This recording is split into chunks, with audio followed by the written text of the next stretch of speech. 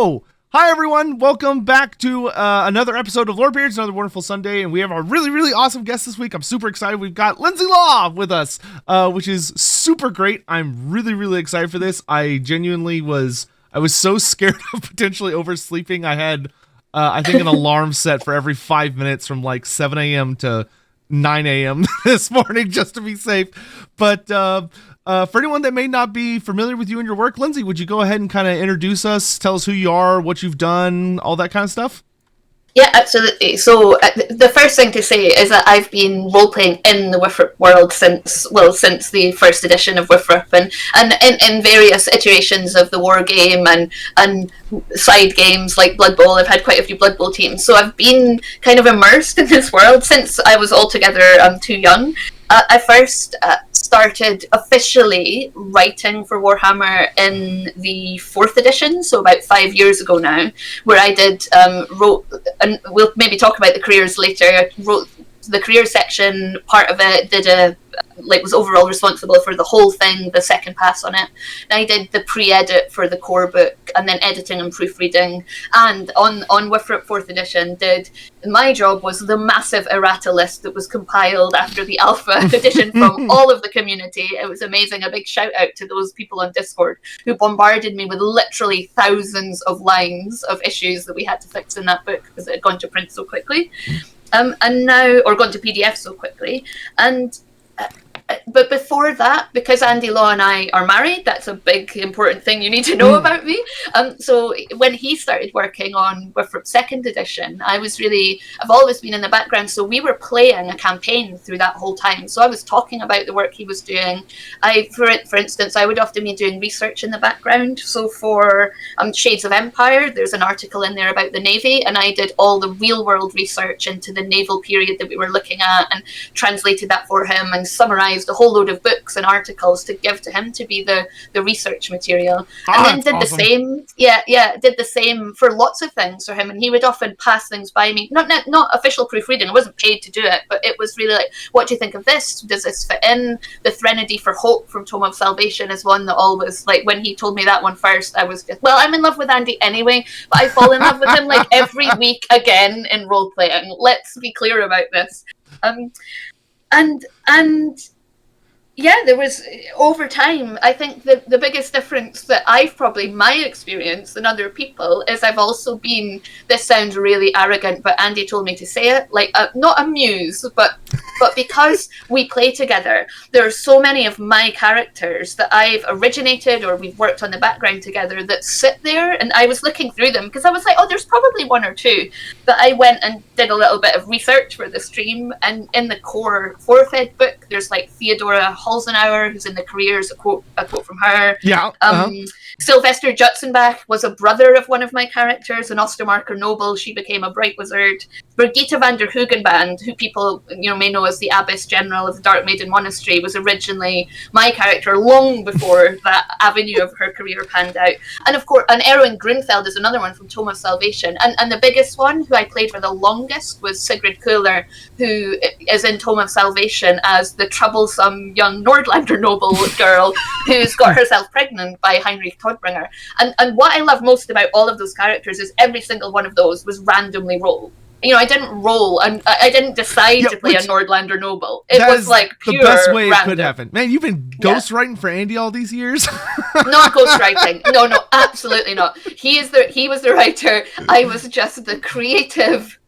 I don't know, the creative wall that he would bounce things against. That's so awesome. I mean, I think that's the best possible way for those characters to have come about. Like, something I think we've seen a lot, like through like the Critical Role series, is how much people are loving these universes that are built off of actual role play or actual people's experiences. Because then it's not just someone sitting in a room like being like, where's my random character generator so I can just fill in this random slot. Like, it adds, those characters are going to be so much more dynamic because there's an actual history behind them. which is so awesome. That's great. Yeah. In 4th Ed, if you look in the career section in 4th Ed, every single one of those, none of those are random name generators. None of those are random characters. And if they were created for the purpose of that book, they were created, for instance, to be, if it was a soldier career, it was created as a foot soldier in a regiment we already knew about, in a regiment that I'd met the colonel in our game, or Andy had played, Colonel Sievers as a really good example. And then the final part, so I haven't, when Andy resigned from Cubicle 7, I didn't do any work on the game after that either. But now we're playing Lorehammer, and we're really back into it. And I promise you that things that look random, when Andy's behind that screen going, yeah, okay, you've got to meet a cabbie, or you've got to meet a servant girl, and it feels like he's just made them up on the spot. You know that in 6 months' time, we'll find out that servant girl was actually in the employ of one of the big bads. And one of the, or not even the big bads, because there aren't even big bads. There are just people doing politics. Yeah, I think I've been playing a game where I'm like, I bet that one's the changeling. No, it's that one that's the changeling. Yeah, exactly. The whole time. Yeah. Yes, which, by the way, for anyone watching, if you haven't been checking out Lawhammer as far as just the channel goes and the interviews they do, you are super dumb. You need to go absolutely check that out. We'll have links and stuff for all that down below. But also the Enemy Within campaign they're playing, where Lindsay is of course playing Elementa with, is absolutely incredible. I've been binging it. I still haven't caught up yet because the solo episodes, there's quite a few of them. I'm halfway done with those. I just finished Luitpold's and his little bonus episode, and it is fantastic. Absolutely incredible. But enough on that. Let's move on into more of your goodies. So maybe we'll talk about Alamanawith and where so I love elves. I've always loved elves. When I was 6, I think I played my first role-playing game. It was Redbox D&D, which somewhat dates me, and I played an elf called Angel. Nice. A moment of great pride in the naming of that elf. 6 or 7 maybe, I think I was. I've got it. I know that for a fact because I've got it in my primary school. What did you do at the weekend, Jotter? And it says I went to X's house, I won't name and shame him, and played an elf called Angel this weekend. And so I've always loved elves, but I've never actually played. Well, I did play, when I was a teenager, I maybe played an elf here and there, but in proper grown-up Wifrip, I'd never played an elf. And we really wanted for Lawhammer for there to be an elf in the party. So Andy and I have been planning for the past couple of years what kind of elf that would be, to allow us to explore some of the things that are not that explored about the different kiths and kins of elves, and also the different ages of elves in Warhammers. And in Warhammer, the ones that came before the Sundering and what they remember about what the elves used to be, the ones that came after and so have no concept of what they've lost and how small they are. And also we wanted to really challenge the notion of the war game that the high elves are the good guys and maybe the wood elves are a bit, and the Druchii, the dark elves are the bad guys. We wanted to black and white spectrum. Yeah.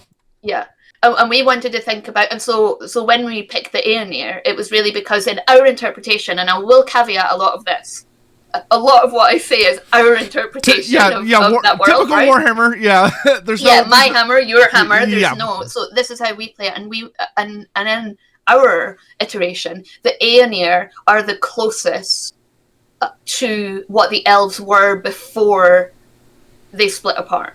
So while the Dark Elves, Malekith remembers, but his Dark Elves, they really worship, the one side of the bifurcated mask of Azurian. They represent one half of the pantheon. And then the High Elves, and they're energetic and they're passionate and they move. But they're political. And the High Elves represent maybe the other side of the bifurcation. They're more languid and indolent, but they're also political. And then you've got the Azrai, who really have gone down a different route and have taken on the forest. They didn't used to live in the forest before. They're so bound to it. Yeah, they're bound to it now. And what we wanted was for the Aeonir to have their own particular arrogance, as all elves do, and say, well, we were the ones that stayed true. We worship the pantheon. We see what the Dark Elves have done wrong. We see what the High Elves have done wrong, and we're gonna forge our path in the way that we could have done before Anarion drew the Cursed Blade. and doomed the lines of the elves to sunder. So that's where she is. But yeah, which is super exciting. Like that's a really interesting path to go, because I mean that's kind of a thread that's a little touched on back in like the battle books, as far as like they all think they're correct, but I want to say it was I don't remember if it was 8th edition or an earlier edition that really kind of tossed out the really sinister idea that, of course, when Chaos showed up and like they all had to face off against Chaos, that Chaos subtly changed each of the races just a little bit, but changed something about them that made them kind of doomed in the long run. Which was where it's like the elves became a little more arrogant and a little more conceited, the dwarves became a little more stubborn than they naturally were, and the lizardmen became like a little more sluggish and all this stuff. But the elves then compound it with the whole sort of Cain business. So I think it's really exciting to draw for an elves that are really trying to reach back, to pre-Phoenix King, pre-Cain, all that stuff. Yeah. And of course, no spoilers for you, Alamena Wife is only something like 50-something. So what relevance is that to her? You'll need to watch her individual episode to find out that. Yes. She's already dropped a couple things so far that have been like, okay, she's not being honest about a couple things. yeah, exactly. As you would not expect one of the political Aeonir to be honest about anything. Yeah, an elf being, even if an elf is being honest, what they're telling you is probably like not like the way a human would say honest. Yeah. And what I like about the elves is that you're absolutely right. The hordes of chaos came and did chaos change the elves, or did their own pride and hubris? And in Arian, it should have been enough for him to walk through the flame, but he had to draw that blade.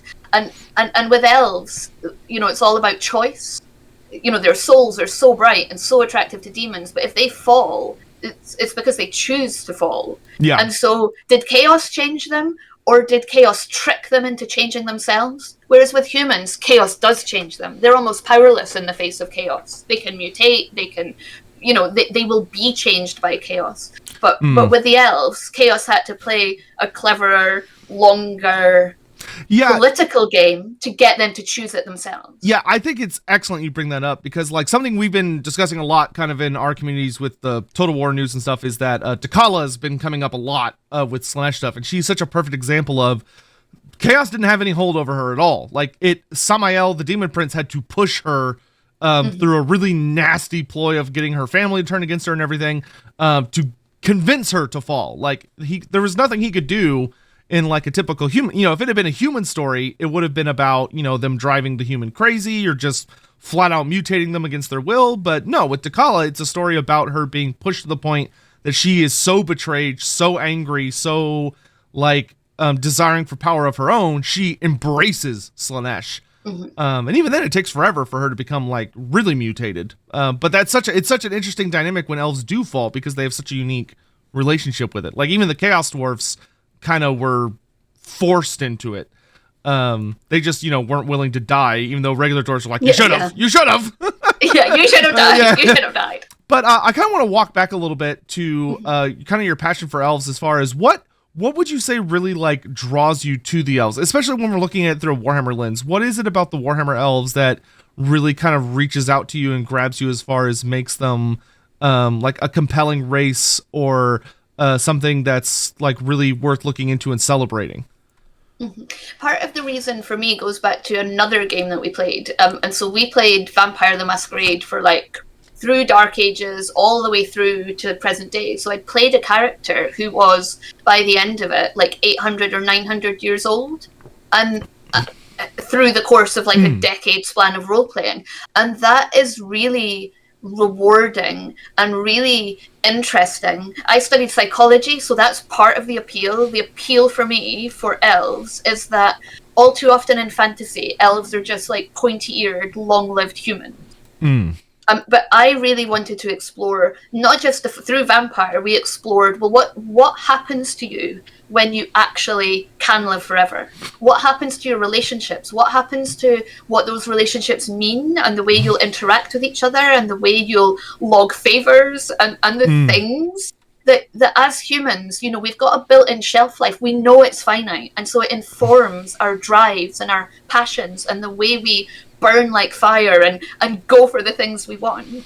When there's not a definite end in sight, how does that change you psychologically? And for me, that's fascinating to explore and a fascinating challenge as a, like primarily my connection with Warhammer is through the roleplay game. Yeah, I've done other aspects of Warhammer, but for me, it's a thing that I do and challenge myself to portray those characters and think about it. So that for me is what it is that they are so fundamentally different to humans, but often they're just treated as different because they're taller and more slender and more agile and elf bullshit, as the other guys in my player group call elf, just the elf bullshit. But actually, what does that mean? Yeah, and I think that's such an interesting thing to say too, because that is often like my big criticism as well when it comes to a lot of elves or dwarves or any other race, is that it's like it's human with a little, like a little slider has been tweaked, like usually a physical slider, not even an emotional one. But the elves of Warhammer have they're so alien, like when they're written well. And I love that kind of exploration of, probably one of the biggest tropes that like really like eats at me is whenever someone brings up immortality or has an immortal character and they're just boring. Like, or they're like, oh, immortality is like, it's only a curse and horrible. And it's like, well, there's a lot of really interesting ways that could be explored. Like, because they wouldn't be like us, they'd probably have a very different relationship with like death and all these other different things. So I love that so much. And I think really, kind of, especially from what you're saying, that at least in my opinion, I really do think the role play is the best way to explore as far as like looking from lore. Like there, obviously, especially when the battle game, I think it does help, especially when looking from like a 10,000 year timeline of kind of keeping things more broad and generalist. But like, probably one of the most popular things, because the community loves them so much, are like Q&A series. And a lot of the questions people ask are these very nitty gritty things that like, I'm with all the research I have at my disposal, it's kind of a lot of like bullshitting or like trying to read between lines of, and the roleplay stuff, the stuff that you do especially helps fill in those gaps, which is so important and gives people those like, oh, I love that. And I want to do this, or I want to do this, or explore in their own ways, which I think is so critical. So now bouncing back to another thing you said, as far as exploring like kiths and kin bands, like that's something that Wood Elf fans should be familiar with, because it's a concept I can't remember what edition it was introduced, but it's very, very big for Wood Elves. The Azrae though have a very different version than the version you ended up exploring, where for the Azrae it was kind of more of what you were born into, as far as like you were born into a bit of a tribe, and they had a very particular way of working, and it's like, okay, we're this kith band, so we use these weapons, we operate in this way, so we get these bonuses on tabletop. It's a very it's almost kind of a rigid structure, but I'd love for you to kind of expand on, I assume this ties into what they've revealed in the party episodes so far of like the Path of Shadows and stuff like that. Go wild, let us know all about that. Yeah, so the way we've chosen to kind of rationalize some of those and explore the way elves fall into those kith bands, or in our case, the Path of Shadows, is through the fact that when chaos... So the elves burn brightly. Their souls are, tasty food for demons. And they have to come up with ways to channel that safely, to maintain the integrity of their soul, and not to stop them burning brightly, but really to Andy would be able to explain this better than me. To stave off the demons. And the way we've chosen to explore that, because all through the lore, there's talk of, being on the path of the mariner. There's talk about elves who do the same thing for so many years to the absolute pinnacle of doing that thing. And we've also, in our 10, 15 year Wifrip, it started in the second Ed campaign. I mean, that ended with a highly heretical ending, which brought in 40k, we went out of there, Hey, and it can't be any more heretical than the actual end times ended up being. So yeah, and Andy, because this is what Andy does. You know, if the lore says something and it says something contradictory and it says something contradictory, he finds a way to make all of those things true. Which is why Fenrir in the Book of Days saying, "Yeah, did we come from the gods or did the gods create us?" Yes, yeah, that's what happened. Yeah, both. Yeah, both. and both that's like. Both, yeah, that's exactly. And humans going, but it can't be both. And elves going, well, you just don't understand. And you know, are the gods the old one? Yep, but they're also not. But how can that be? And so he had come up with this whole beautiful way of rationalizing all of these different instances of Wifrip into one beautiful whole. But part of that was seeing the Eldar and you know, the concept of their avatars and really the safety that the elves get from walking down and absolutely inhabiting the mindset of one of their gods is what protects them from the clutches of another one of the gods. Because as etheric entities, if they are fully in the mindset in this world of that god, then they can't be taken by, you know, that realm of that god is a different place to the realms of chaos.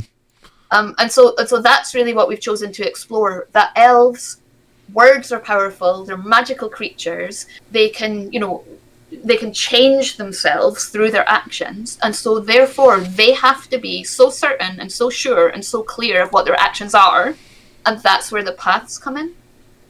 Yeah, and I actually really like that a lot, and it meshes so well with the pre-established lore of, like, you know, the battle game, for a lot of the units, like, you have these elves that are so, like, you have the Swordmasters of Hoeth, they're so single-mindedly determined on mastering swordsmanship, and, like, they spend hundreds or thousands of years just practicing with this single-minded determination that really, I think, acts as that focus point, because I think that works so well with the whole thing of, like, elves have very heightened emotions and heightened senses, which is why Slaanesh loves them so much.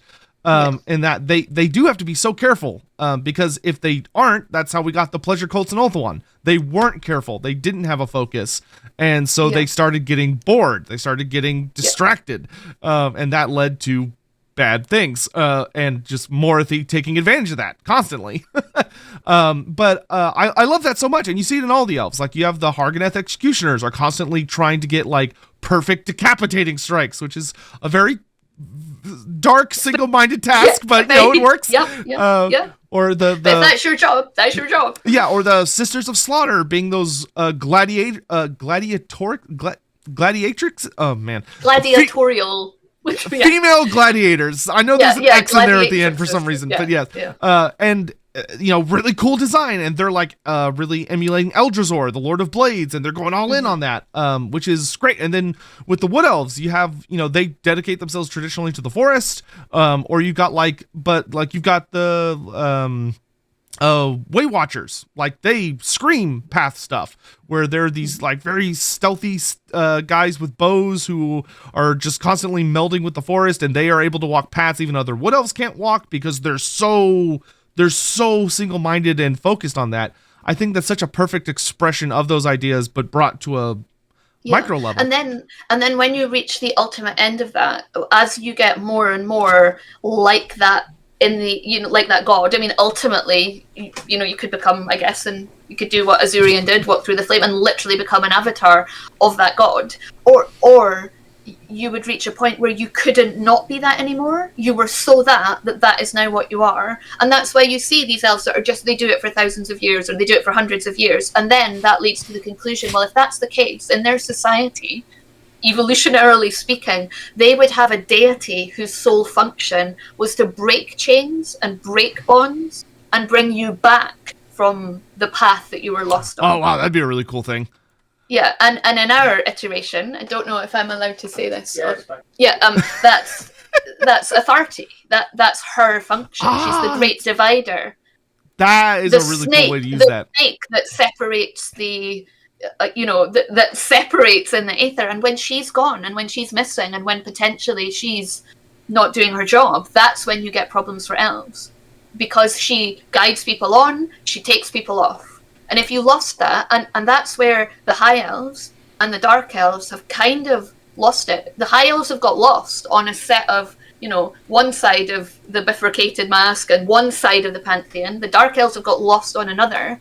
But to my mind, Malekith, the High Elves don't know this, but Malekith does, and they're just a tool. He knows. He knows that one day his goal is to reunite the Elves. Is to take what he's made as a tool and use it to do whatever his end goal is, which, you could speculate would be to remake the glory of the Elves as it was before the Sundering, as it was before his father drew that sword. Yeah, and I love that so much. One of the things that I often, when talking about, like, especially the Dark Elves, because they come up with authority a lot, because she's one of the Sithrai, is that she like the way she was kind of introduced, and like really focused on in 8th edition, like, she's interesting, but she also doesn't really make sense, because they're like, oh, she's a goddess of pleasure, and it's like, okay, where's the line between authority and Slaanesh? Of that, like, they kind of have this, it just kind of seems like she's the pre-Slaanesh version of Slaanesh, which debatably could be a thing, but I love so much the idea of, like, she's this almost temptress goddess that's, no, they're, like, you pull away come back and experience, like, these other pleasures, these other worldly sensations and stuff. You don't have to just purely be just do here. That actually gives her a role, which is so good. And I think that's really important to me. So when I was writing those careers, like, you can blame me for the nun career not being a monk career, because Andy and I fought over that, and why would it be a nun rather than a monk? And I know that sounds really random when we're talking about authority, but for me, that aspect of Slaanesh and the pleasure and the sex, like I'm a sex positive person, so for me, for authority to have that pleasure aspect and for it to be positive and functional and natural and form a part of their society is really important to me. And you can argue, so for me, goes back to Fenrir's Book of Days, you can argue that authority is pre-Slaanesh, and you can argue that Slaanesh only is because the Elves were sundered and the Elves have got lost on their path, and authority is now not doing what she was. Authority is now just dragging them further and further into extremes, and they've lost the High Elves, the Azure, well, all of the Azure, the Druchii and the Azurite. They've got lost on their paths because they no longer have the right people to bring them back and to bring that balance and say, I know you were, lost on the path of that god of the Sithrai, but now you can come back and you can do a different part of your life. And that, for an immortal, fundamentally makes them different to mortals, because we only have time to specialize in one thing and maybe two. We ain't got time to worry about that crap. We don't have time to worry about that. Yeah. What do you do? And ultimately the question is, it's about boredom. We don't have time to worry about boredom. Humans don't have time to worry about boredom. They're driven by survival, Yeah, and good old Annoy for the immortals. Yeah.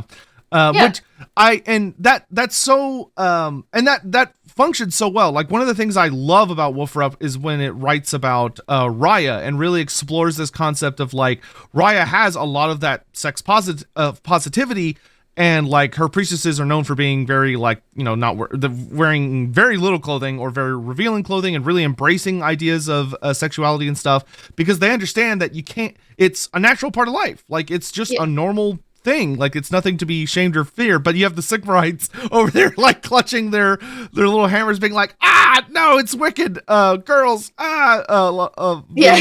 goofballs they are.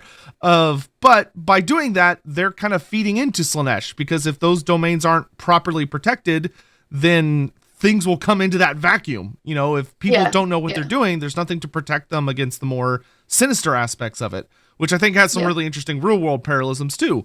Of, like, you can't just not teach people things. People need to know. But I love that so much. So would you be able to kind of talk about, if you're down for it, I don't know, obviously don't reveal anything you don't want to, as far as, like, any specific paths, or, like, what kind of that, what that journey is like for an elf, of, like, if they're starting off on a new path, what kind of goes into making that decision in your mind? Like, when you're working with Elemental, what led her to the Path of Shadows specifically? What is the start of that journey like? And how does that go? Too many spoilers for that one. You'll have to wait for that to come out. Or a mystery randomized elf. Yeah, a mystery randomized elf. Why might they well, for them, why might they go on a path? Because it's about the very survival of their soul. So as soon as they realize, as a young elf, what they are particularly passionate about, then elven society, their cultural norms would be to guide that young elf into the place that they are naturally fall into, and into. In some cases, though, I think for an elf, if you had a moment in your life where you suddenly realized you had a purpose, then that's when you would want to be walking down that path to allow you to channel that purpose. It's a bit loose because, yeah, I don't. As I say, I haven't really played an elf before. I haven't, and Andy has NPC'd hundreds of elves who have all been on different paths, who he all has in his head. He knows why they got there and how they got there. But I would say a path for an elf in the society that we were building is as normal as learning your language from a parent and learning the boundaries of cultural norms for humans. It's not like a big thing. It's not like, I am an elf, therefore it's not like a human going into the priesthood of Sigmar, right? Yeah, it's not a sorting hat situation. It's not a sorting hat situation, and it's not, in and of itself, it is not your vocation. So you're not like, I want to become a priest of Sigmar, that's my career. I want to be on the path of shadows, that's my career. It's, I want to be a spy, I want to be a glade guardian, and to support me in that, my mental framework is, say, the path of shadows. And they would be helped by those on the path who have chosen to be the priests of that path. Those who are not lost on that path, but those who have chosen that path and that path alone. So many elves will be like, so at the moment, I'm a glade guardian, so I'm on the path of whatever I'm on. And if my kith require me to do something else in 50, 60 years, then I will then move to a different path to allow me to constrain my emotions. So now I'm sailing around the world. Right, okay, I'm on the path of the mariner because I'm exploring. But then there are elves who are just, that's what they are. They are the priests, for want of a better word, and priestesses of that path. A representation of that, a closer representation of that deity. Yeah, that's awesome. So for people that may be like looking to like role play as an elf, or they're like GMs out there who are making elves for their campaigns, is there anything in particular you would really recommend as far as like mindsets to get into, or questions to focus on answering, or little maybe pit holes to watch out for as far as bringing those characters to life or designing them? Yeah. So the biggest secret is, remember when you were a teenager, right? And when you were a teenager, and I remember this vividly, I wrote a journal for years and then I threw it away in a fit of pique because I was a teenager. And I've spent the rest of my life being like, why did I throw away all my journals? I want to go back and read them. Yeah. But I was a teenager, right? So in that moment, I remember it well. Someone had said to me, don't throw away your journals because you'll regret it when you're older. And I was like, fuck you. Yeah, how dare you? I'll do what I want. Yeah. How dare you? I'll do what I want. Because you knew with absolute certainty. And I try to describe that to people. You know, the first time you fall in love, or the first time something happens when you're a teenager, it is everything. Like everything. You forget everything. You forget school, you forget university, college, you forget being polite to people around you because you have one thing in front of you, and that is whatever you have just done for the first time and you want to do forever. Yeah. So yeah, I think we think of elves as teenagers, very long-lived teenagers, very capable teenagers, but with the certainty of purpose that only really adolescent humans have.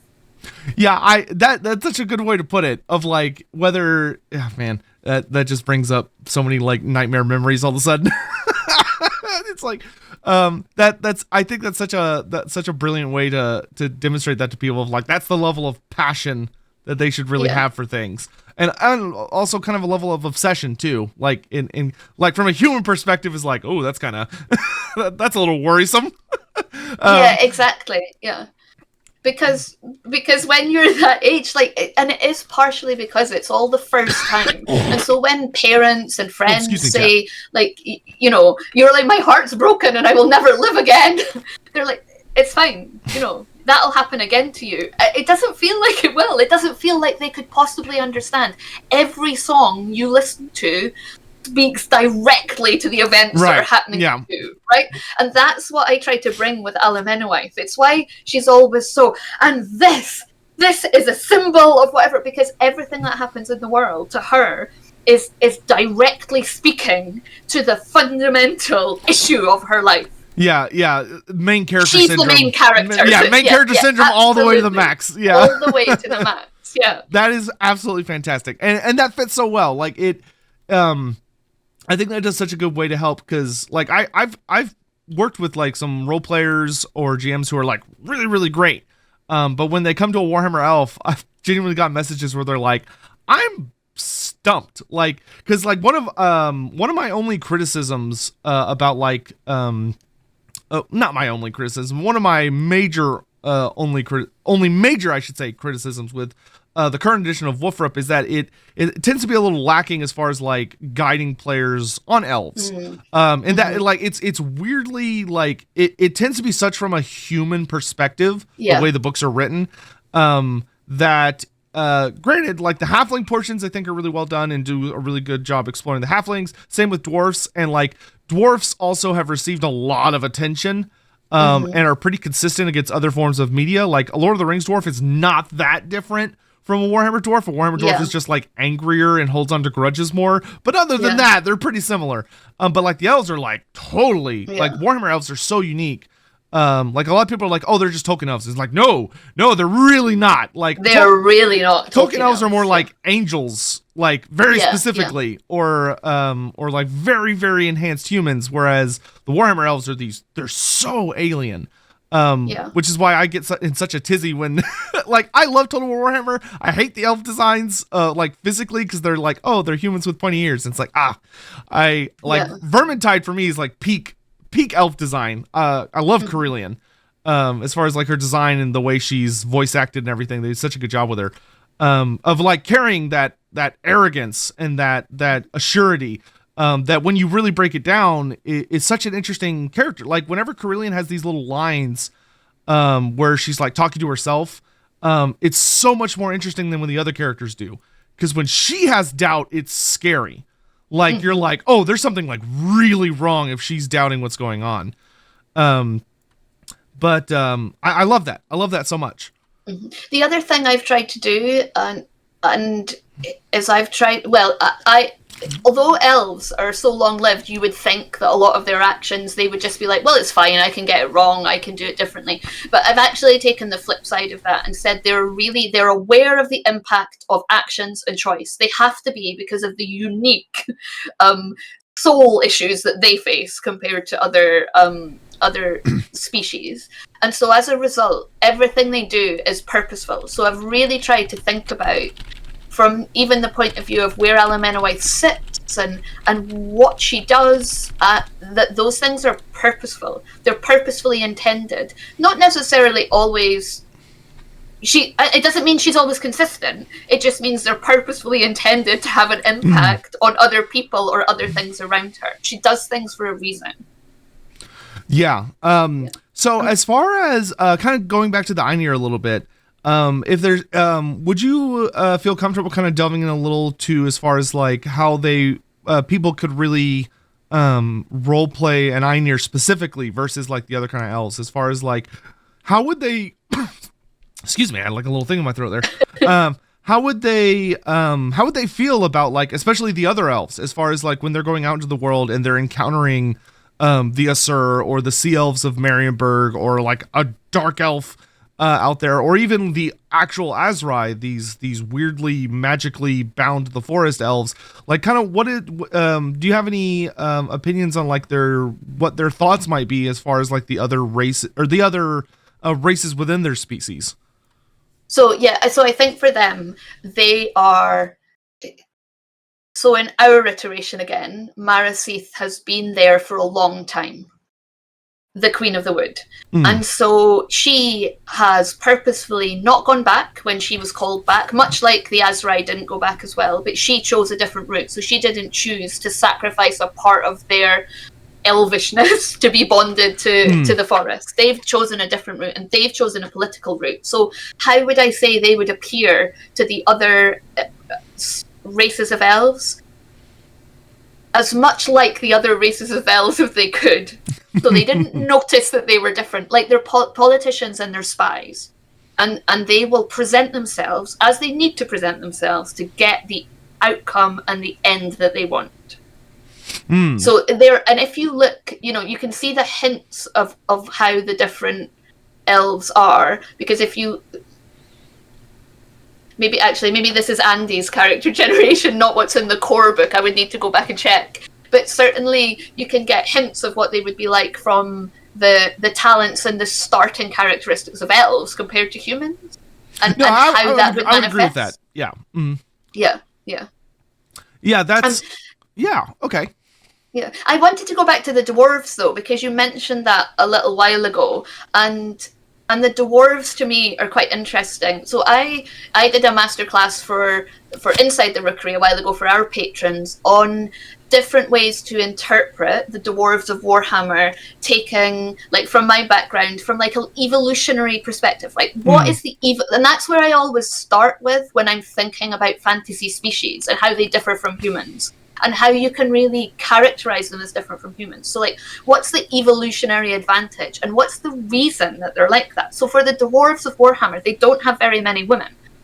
They have a ratio of men to women. It's like 1 to 7. It's crazy. Yeah, 1 to 7, right?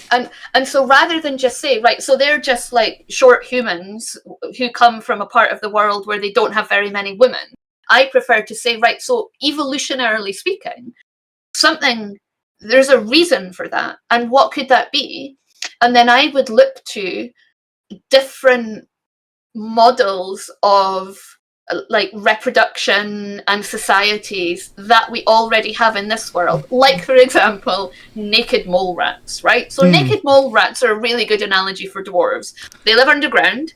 They live for a long time. They can only really be killed. Their biggest form of death is like snakes and predators. They don't mutate in the sense that they don't get cancer. Their telomeres don't shorten, so that's why they don't get cancer, and they don't really age. They have like a breeding female, and they have this, like, they're really like dwarves. I mean, and then when you think about that, you can say, right, well, if they're really like dwarves, then like, are Skaven like twisted?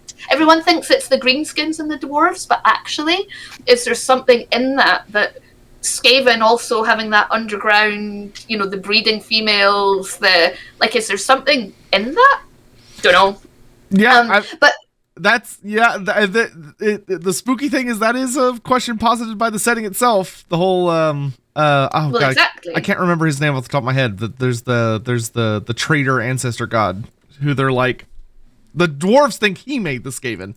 Yeah. Which is like, and then I like to think about, so if you then think about what the dwarves are like, so you could go like that, or you could actually go full down the B route, right? You could say like dwarves have got a queen, and actually that really fits in. If you were doing a different thing, that really fits in with Tolkien, where you hardly ever see a female dwarf, and when you do, they're usually princesses, right? But in Wifrip, again, there's probably a more of a balance of 1 to 7. But what would that do then to their society? So they might become more like the cultures in our world where farming is really poor. So there's some cultures in our world where there's polyandry. It's not proper polyandry. What it is a woman will marry a man, but her brothers will stay with her in the farm. And that's a really good model for dwarves. That's why their clans are so important. Because as a man, as a dwarf man, evolutionarily speaking, you probably won't pass on your gene. Right? Because you won't get a chance. There's only like 1 woman for every 7 of you. Therefore, what becomes more important in terms of survival of the fittest and evolutionary advantage? The closest relatives to you. What are those? They're your nephews and your nieces that your sister has had. And that is a perfect model for the dwarven kin. Clan is so important. Honor is so important. And then, you've got from like the real world loads of ideas of how you can then change dwarves from just being like honorable, short, angry, grumpy humans to, no, there's a reason they're like that. They have to be like that. And then, of course, they live underground. So that's why they have runes, because you can feel runes. It's not like writing. What does that mean for the way they communicate? So goblins, you can imagine them like banging drums. So do dwarves have more sensitive hearing? Like, what changes them because of where they live? I love so much of that, because you also see that like kind of reflected in the setting in a lot of ways of like whenever we have had Black Library authors or the books explore female dwarves, you have that concept of like they kind of almost have these like bodyguards of brothers and father figures and stuff, and like marrying a female or a female dwarf being married is such a big deal with like these dowries and these whole big things, and it's always political in the sense of it's always about the clan. It's not really about really what she wants in a lot of ways, but though the dwarf women actually tend to take that really well in stride, probably because they understand, and dwarves are very like for the greater good of the clan. Exactly. Yeah, exactly, because and that's where for me, if I was role playing a dwarf, that's the critical difference. So in our human world, we would see that as a negative, we would see that as forced marriage, we would see that as and by the way, I totally agree with that. In the real world, you absolutely should not be dictated to you by your family who you marry. But dwarves aren't humans, and they don't live in the human world, so we can put that morality aside and acknowledge, we don't tolerate that in the real world. But in Withrop, and for the dwarven, it's not even that dwarven women are putting up with it. It's that's how dwarven women marry. It's not that the men are picking the marriage for them as the clan. Flip it round. The reason the dwarven woman is picking the marriage for her clan. Why would it be the dwarven men that pick for her? It wouldn't be. It would be a clan decision, and she, as the primary way in which that clan reproduces itself, she would be core and heart of that decision. And they worship their ancestors. Well, their ancestors are not just men. Their ancestors, even though a dwarf is a dwarf man, has 7 men beside him for every one woman. When he looks at his ancestors, he's got 50-50 male and female dwarves. So the ancestors are peculiarly, because they have to be, more balanced than the actual society. And that would have a massive impact because they worship their ancestors. Yeah, they worship each other. That works so well too, especially like, dwarves, a lot of people think they are, but they're not a patriarchal society at all. Like dwarf women have incredible roles. Like there's the really famous special character Queen Helga. She was a terrifying badass. She did not fuck around with anybody. Like dwarfs are there's even some really funny notes in the lore about how like dwarf queens are noted to be much scarier than the dwarf kings tend to be. And they wield incredible amounts of power. Like even the kings we all know and love, like King Ungrim Ironfist, the Slayer King. Like a lot of people would think he would be the ultimate patriarch. He's not. His queen, Kemma, she has way more authority than he does. Like she strictly is like, no, you will not go kill yourself in this battle. And he's just like, damn it. He just has to accept it. Yeah, and if you think about it, as a female dwarf versus a male dwarf, if ancestors are how you become gods in dwarven society, because that's what they worship, you're 7 times more likely to be a goddess than you are a god because of the balance of. Because most male dwarves won't become an ancestor because. Yeah, you're a dead end. Yeah, you're a dead end. An honored one, but one nonetheless. An honored one, but yeah. Yeah. That's so great. So I do have like various questions coming in from chat that I'm going to kind of jump in as we're also going through some other subjects. So someone asked, do you think, this is a very specific question, but I'm curious how you think Alamenowith would handle it as far as, what do you think Alamenowith's, her understanding of like, I imagine she's encountered her fair share of dwarfs, or at least a couple of them, and kind of maybe having a bit of an understanding that they're supposed to be different from humans, they're supposed to be different from elves. Do you think she'd have kind of a very bizarre reaction when it comes to meeting a chaos dwarf and seeing this extremely heavily mutated dwarf? It's almost a stable form of mutation, but it's this creature that's so embraced chaos when they're not supposed to. Yeah, so I think Alamenowith, she's quite unusual because she is so young and hasn't met that many dwarves, but she knows enough to know what dwarves are and what the hallmarks of a dwarf is. And I think if Alamenowith met a chaos dwarf, she would be it would further strengthen her conviction that what she's doing is right because the end times are here. Because dwarves shouldn't be like that, and the fact that dwarves are like that means the architect's plan and the Ruinous Powers plan is so far advanced that they're not even at 5 minutes to midnight anymore. They're now at 1 minute to midnight because the impossible DEFCON 1 has happened. Yeah. So it would strengthen her conviction and also like absolutely terrify her. Right. She'd be horrified. Yes. Great. I'm in the middle of something. Awesome. So going from that, okay, here we go. So there's someone that asks a weird question about a personal game I'm running. So in my game, I'm playing oh wow, this is interesting. They're playing a wood elven shapeshifter, running under the idea that they're an offspring of Orion and Ariel, and they're curious if this is a very interesting question. Okay, I will kind of toss my own answer in on this. So they're running under the idea that being a child of Orion and Ariel, they might have more than one soul, being the child of two gods. And that might explain how they could be related to like the Sisters of Twilight, being an entity that seemed to be split. I think there's a reasonable basis there. It's definitely a stretch. I would say that Orion and Ariel probably are not in the business of producing children as far as like physically being able to anymore. But more probably because of Orion's nature than Ariel's, where Orion is kind of like a weird reincarnating entity. Oh, wrong scene.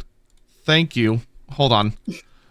So for anyone, I got briefly interrupted by my loving family being like, "There's food downstairs." And it's like, that's great. I'm busy.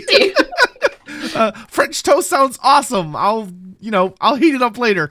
No, I do think that's an interesting idea especially, and I do think a wood elf is probably the best way to explore that idea. I also want to jump in with that. Of when you're dealing with the Azrae, weird stuff happens in Athel Loren. It's basically the realm of chaos, but just a wood version of it. Like, it's a strange place. It doesn't work with time. It doesn't work with like space. Like, it's weird. And we do have weird situations like the Sisters of Twilight, who a lot of people think are Ariel and Orion's kids, but they're not. They're Ariel, purely Ariel. What the lore seems to suggest is that they are, when Ariel went really heavy into dark magic and kind of corrupted herself in a sense, she wanted to purify that out of herself because it started darkening a lot of her decisions.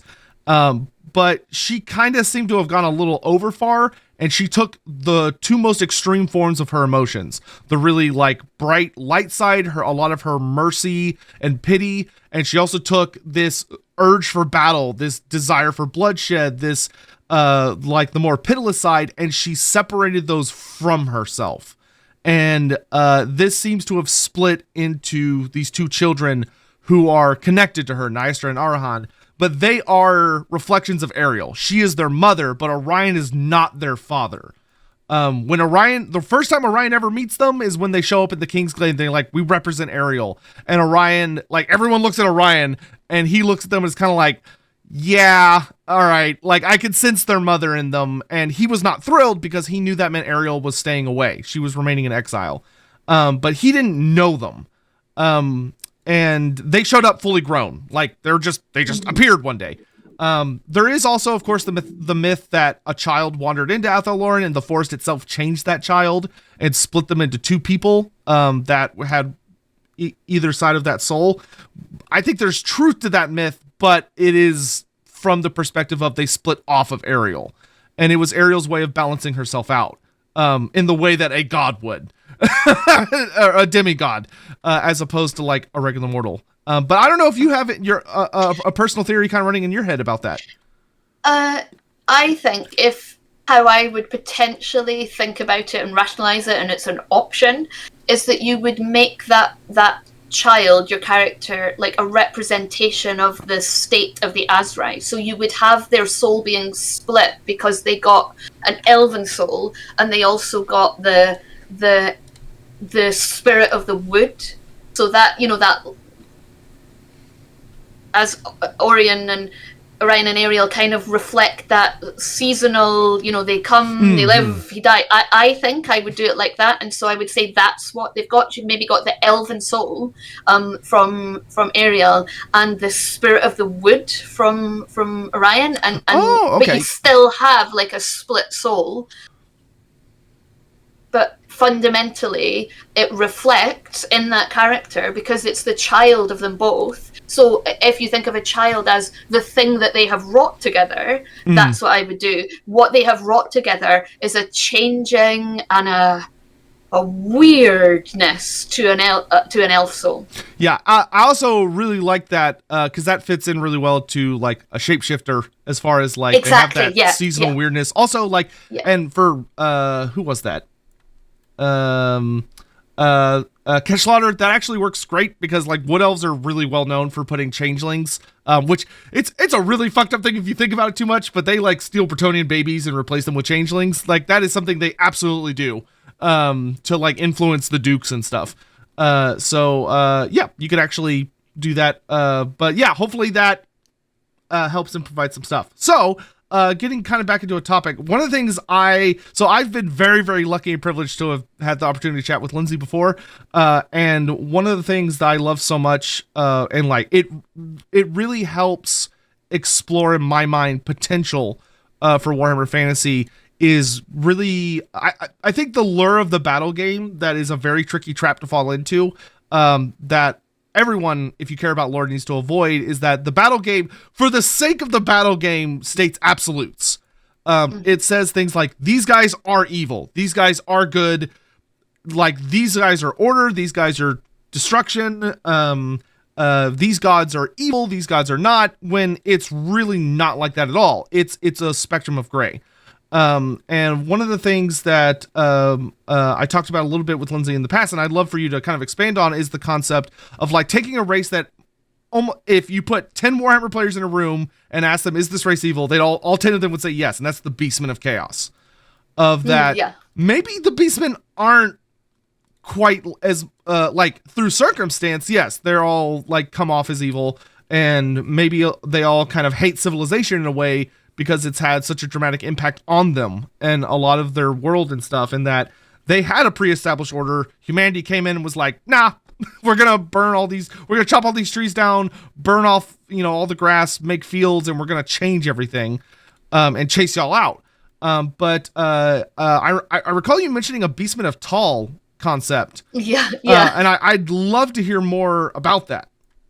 Yeah, where that came from was I was playing that character I mentioned, Sigrid, and she grew up in Nordland. So she grew up right on the north coast of the Empire. And because of that, in the lore, the Norskins, they do trade, right? So they do trade with Marienburg. They do other things too, but they do trade. And what that means, logically, therefore, it means that there are some Norskins who are not as deeply entrenched in worshipping chaos as others.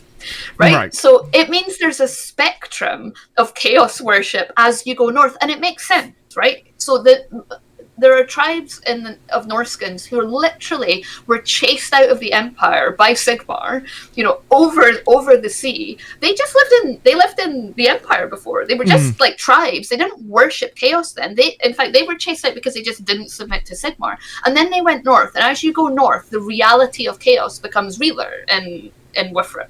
And so, therefore, in a world that's already a pantheon, if you're, giving birth to a child and you're in Norska, you might pray to Raya, or you might pray to Dairath, or whatever version of that god you have, but you'll also have a spiritual advisor, a Vicky, or whatever, who advises you on how to appease all the gods.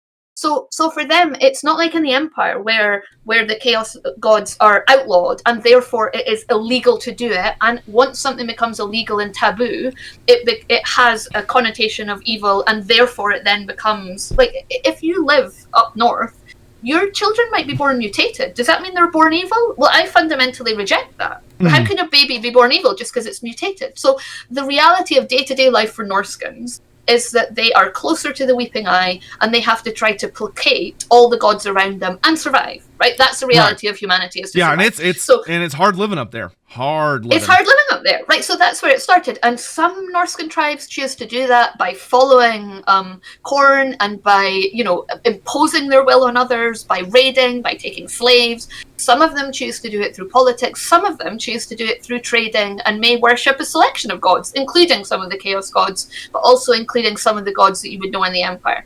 So that's where it started, that there's a spectrum. And once it becomes not black and white, then everything is up for debate on whether it's black and white. And what is fundamentally bad about beastmen, apart from, in our real world, like a human slight revulsion at there being like a person's body with a beast head on it? But if you think about it, they reproduce and they have children, which means beastmen have families, which means those families travel through the forest, they live in war bands, in war herds. They can't, and they live lives. Quit bumping in, Andy. I hear you back there. Yeah, correct.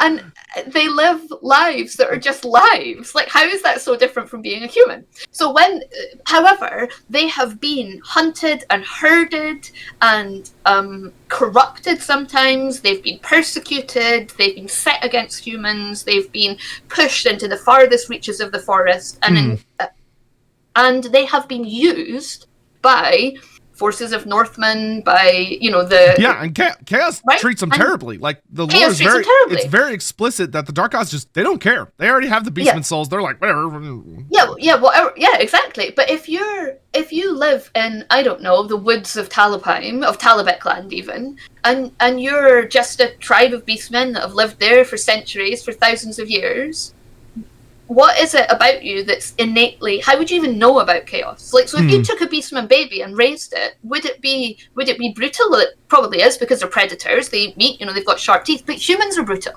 Yeah. Like, let's not pretend that beastmen do actually that much. It's like people have cats that really bad pets, humans do. And you see what cats do if they cats torture things for fun. Like, yeah. But we love them. So the idea that this character had, based on her personal experience, was like, so in the north, they worship Ulrich as the god of war. So why wouldn't the beastmen of the forest worship a horned god? Like, I don't, and she just didn't understand. And then that led her to say, well, if I could go north and I could convert Norskans to the worship of Ulrich, which she, had some success in doing with Norskans who had come to the Empire, then why couldn't you go into the forests and be a missionary to beastmen and help them turn away from the lure and the raw power and the immediate power of the ruinous powers and turn to Tal? Why wouldn't that be possible? Because if it isn't possible, then you have to accept that some races in Withrop are inherently evil. And by the way, if that's your Warhammer, you can choose to do that. Yeah, it does make things a lot easier. It does make things a lot easier. But if you're asking questions about Warhammer as a world in which people and beastmen live, not just to be on the other side of the war game, then it does prompt questions like that. Well, so that's what she had a plan to do. Yeah, I think that makes so much sense, because like something that's kind of looming on the horizon for a lot of Warhammer fans is that, with the old world coming back and like the Total War game pushing into places we never imagined we were finally going to get to go, like Grand Cathay is now just a thing. A lot of people are really hoping we're going to see like the Kingdoms of End. And the Kingdoms of End are so famous for having the Tigermen. Like, it's such a famous aspect of their culture. And it's like, people are like, but aren't the Tigermen just beastmen? It's like, well, maybe, but like, even if they were, they would be like accepted beastmen or borderline like worshipped beastmen. Like, there's notes about how the people of End bring them offerings and interact with them and like hold them in this high esteem. So like that would have allowed them to have gotten stable. That would have allowed them to establish themselves. And they're not like, are they chaos worshippers? Absolutely not, probably, because they probably didn't have to be forced into that relationship. Exactly. Which means that, are they beastmen in the sense that they're like, they are bestial humans? And like at the very basic core, are they beastmen? Yeah, probably. But they probably are so much different from the Empire ones. And like, I bet they're less prone to mutating because they don't have that relationship with chaos of that. Yeah, they're born different. They probably have mutations. but they probably have stable mutations, not the wild so it's like a craziness stable race of beastmen. Right, an absolute stable race, and that, you know, in the early days of Warhammer, I think it comes from the lore being developed over time, right? So originally there was the idea that beastmen were literally just mutated humans who had been abandoned as babies and dumped in the forests, and over time that developed into, no, actually they're a stable race. They reproduce. They have, you know, they're different. You know, they're gores, they're ungores, they're bestigores, right, and they reproduce, like predictably according to that. So therefore, that means that beastmen are not just the product of chaos popping up all over the place, which means there is something else going on. Yeah. You could say that the only reason they even exist as a stable race is because sometime in the past something awful happened and that whole species was tainted with a touch of chaos. But that's what the elves believe about humans. Yeah, which is, I would say that's completely accurate. Like, they have the whole thing of, the great cataclysm happened and a fair amount of humans were either melded with animals or mutated to, like, reflect their inner being. And ever since then, we've had beastmen. Like, they benefit from the mutant babies. But, like, generally speaking, the mutant babies aren't even high up in the beastman echelon. Like, on very rare occasions, they become big deals. Yeah. But and Andy had a fascinating character in our previous campaign. Am I allowed to say? I won't say anything about who it was or what it was, but he reversed the turnskin idea, and the beastman had a baby that was born that looked like a human. And what happened to that baby? Well, that was a question of many stories, but that then is a really interesting idea because I want to say there's a reference to, it's not that specifically, but there is a reference, I want to say, in the 7th edition Beastman book to a pure Beastman child. Like, it looks like a regular human. I think, I can't remember. It has like one feature that maybe is a little weird, but like little horns. Does it not have like tiny horns? Yeah, I think it might have like a small set of horns or something, but it's like they're considered a huge deal when they happen, and they usually go on to be quite scary. Because the beastmen raise them, and like one of my favorite characters from a Black Library book is from the Bretonia series, Callard series, where the first book, I don't want to spoil the whole book, but the first book features as the antagonist one of these babies that was given away to the beastmen. And like when this child grows up, they are like terrifying, and they're so angry and so resentful because they were abandoned. And they care for the beastmen because the beastmen raised them, but they come back for a revenge plot, and it is scary stuff. Like, it's literally about them going after the parents that abandoned them to die. Like, it wasn't like the parents were like, oh, we're handing you off to the beastmen. They leave them in the forest and are like, either an animal's going to eat you, or you'll starve, or the beastmen will take you. Yeah. But like, is that those one are your of options. The early novels? Oh yeah, it's an old book. They re-released it into an omnibus. But is it the Anthony Reynolds wrote the series, and it got re-released into an omnibus like a year ago or something. Yeah. And so when those humans do come along, or those beastmen do, because beastmen are subject to change, so the change could be the reverse direction, or maybe never, it was never a direction at all, and they just are a different species, but, humans just, because humans sometimes mutate into things that look like beastmen, they think of beastmen as all mutated humans. Yeah. Yotam brings up a really good point as well, is like, he says that whether or not a race is evil is kind of irrelevant if you think about it, really, because we judge that from a human perspective. But exactly, orcs aren't evil, they're just orcs. No. They're just a force of nature, they're just something that happens. Yeah, tornadoes aren't evil, they're just tornadoes. It's just the way it is.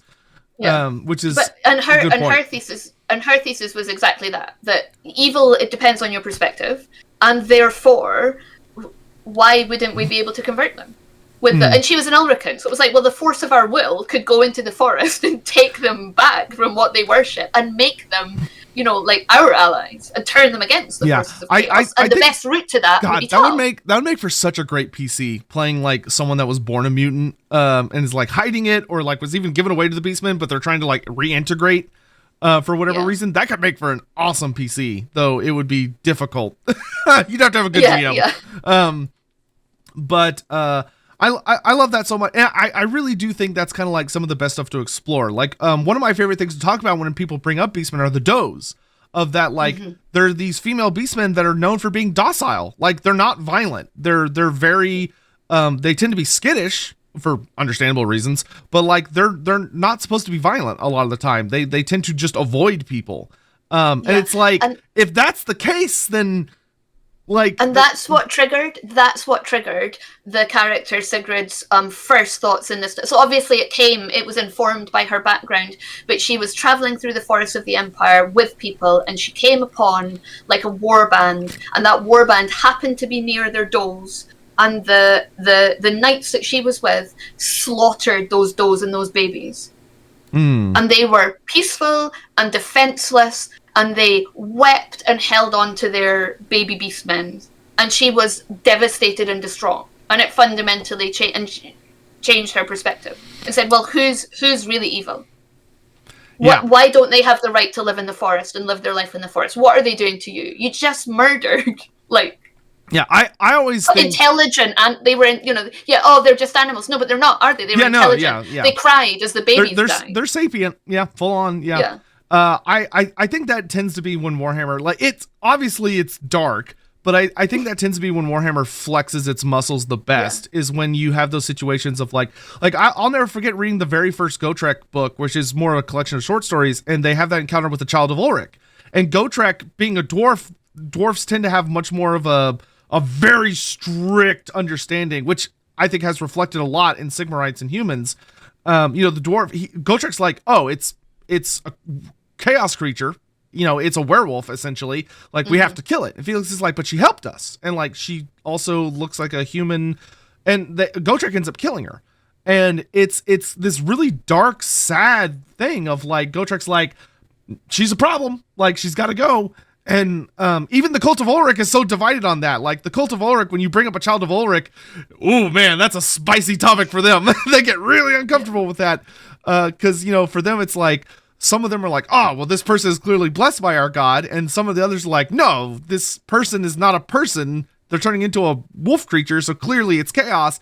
And it's like, maybe let's calm down a little bit. But, they're terrified the Sigmarites finding out, because the Sigmarites could wield that against them of, look, they're beastmen, or like they're worshiping beastmen, and they would totally do that if they could get away with it for political reasons.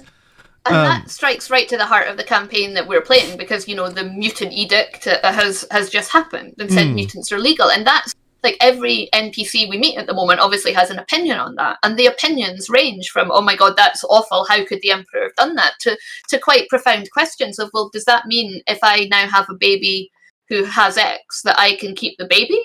And Alamenowith has really struggled, and her and Leopold are arguing all the time, because to her mind, she doesn't see where they draw the line. What is a mutation and what is just a natural variant of humanity? Because to her, the humans all look different anyway, so how do they know?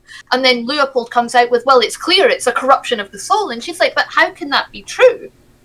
How do you know that thing is a corruption of the soul, and that bright wizard whose hair has gone orange because he's channeled the actuary so much isn't a corruption of his soul? How are you drawing these lines? How are you drawing these distinctions? And isn't that awful for you as a people? Yeah, well, and that's such a good point of like, it shows how dangerous that dogma is of like, and why witch hunters tend to be such effective villains, or like zealous warrior priests and stuff like that. If you have these zealots who, it's like, where do they draw the line? Like, if they come across a redheaded person and they've never seen a redhead, are they like, mutant, burner at the stake? And it's like, yes, they would absolutely do that. There are examples of that in the story of, there are witch hunters out there who have gone insane with their zealotry, and they kill lots of innocent people, because to them, better innocents die and go to Sigmar than we risk any taint of corruption when they're clearly going too far. Which makes for such an interesting storytelling device.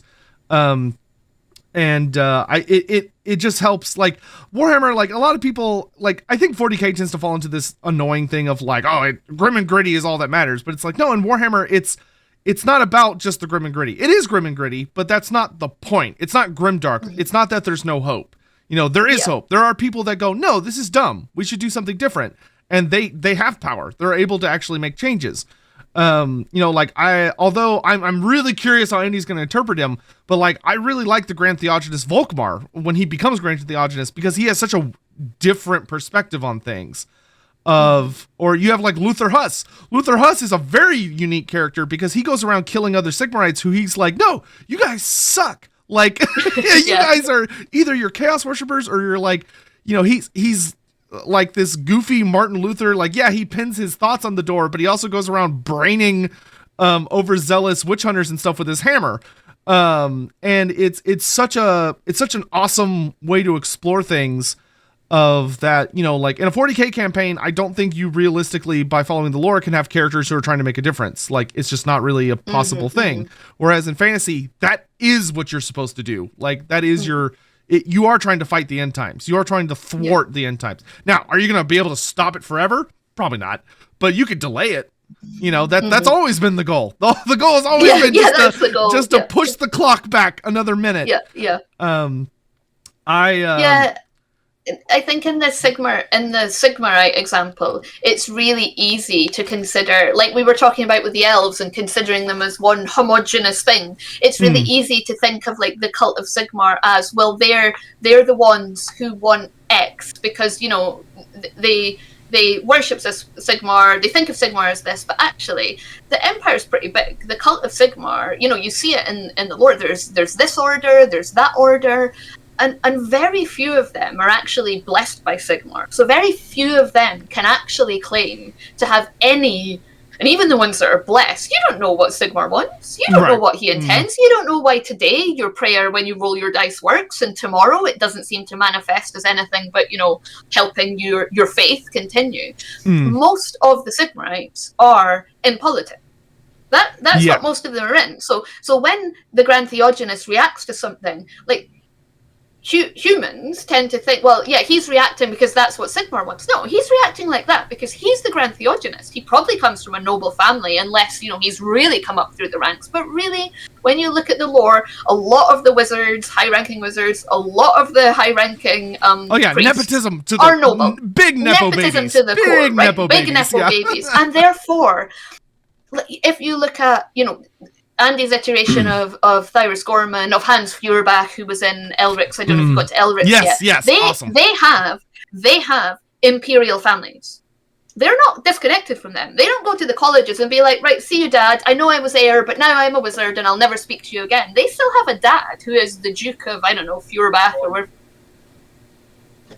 Oh, he's like telling me something again. They still have a dad who is somewhere, who stays in contact with them. And so while they are pressing forward the cause of their college or their cult, they're also in contact with their family.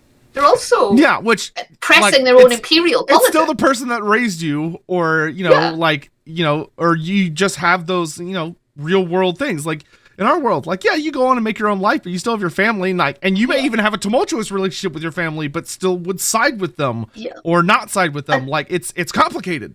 It's complicated. Yeah, and if you look at the Catholic Church, if you look at the Catholic Church in the Italian city-states, you see that everywhere.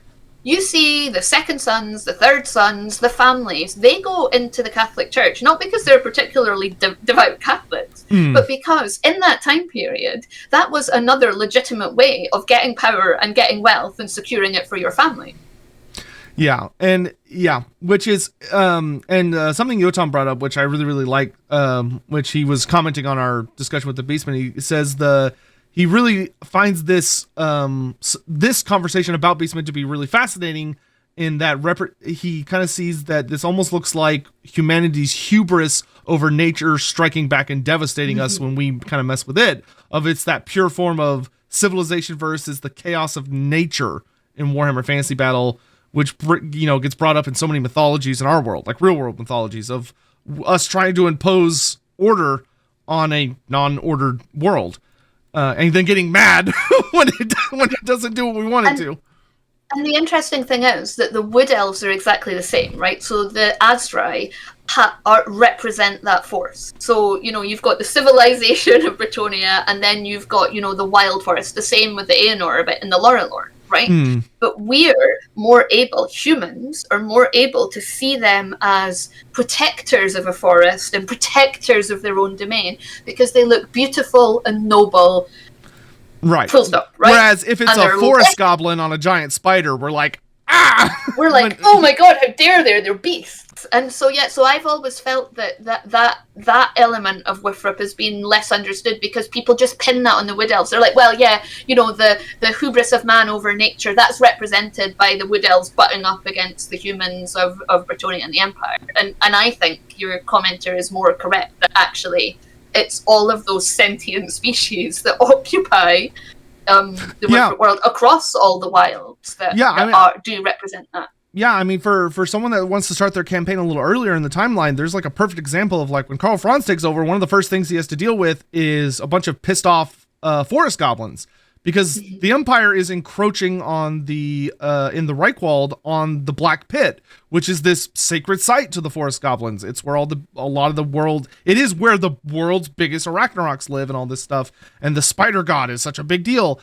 And they're encroaching on it. They're chopping down trees. They're burning away the webs and stuff. And the forest goblins are like, hey, we live here. What are you doing? And they start fighting back. And the Empire's like, oh, evil greenskins raiding and pillaging again. But debatably, like, the Empire kind of started that shit. Yeah. And even the Wood Elves, right? The Wood Elves are colonizers of that forest.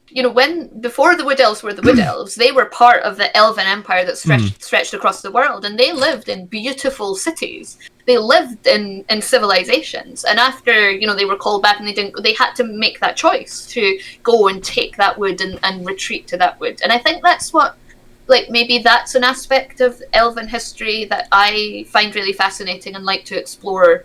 That actually once they were this glowing, they were the empire of the world. Oh yeah. And they fell, and now they're, if you look at the Azur.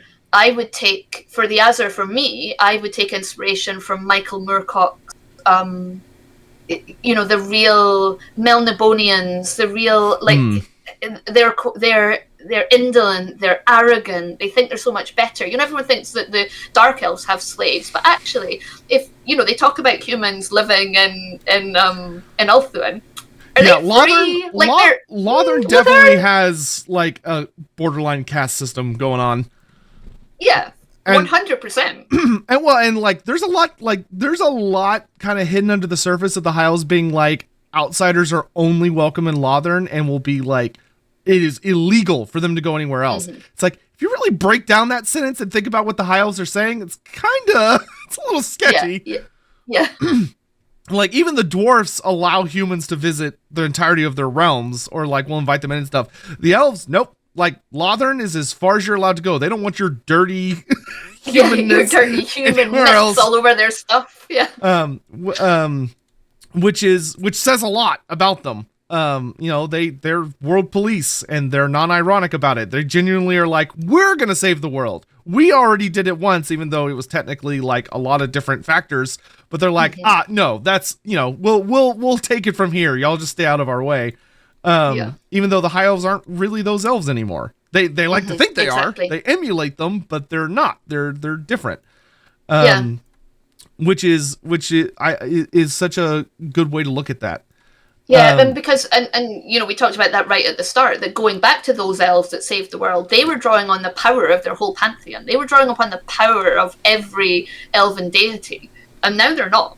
One half is sitting there, mostly the Kadai, mostly the other half, the Sithrai, and they're not going to be able to, because they're a shattered people. Yeah, and it's like the Wood Elves are more for the Council of Beasts and the Ancients of the Forest. Like, they're really like the what you said earlier is like a lot of people don't realize that even when looking at them as like the defenders of the forest, the Azrai are hypocrites in a sense of that. They're colonizers. They are Drycha hates them, the forest spirit. And a lot of people are like, oh, Drycha's crazy. It's like, well, she's really not. Like, even Durthu, who's considered the more reasonable, Durthu really doesn't like the elves anymore because in his mind, they've brought so many problems to the forest. Granted, Adenhu the Wise, who's unfortunately no longer with us because he died purifying Ariel of her idiocy. She ingested too much dark magic, getting revenge when her sister died, which is a very elf thing. Like, the forest doesn't care who dies. Like, as long as the forest continues on, it's part of life. People die. It's the way things go.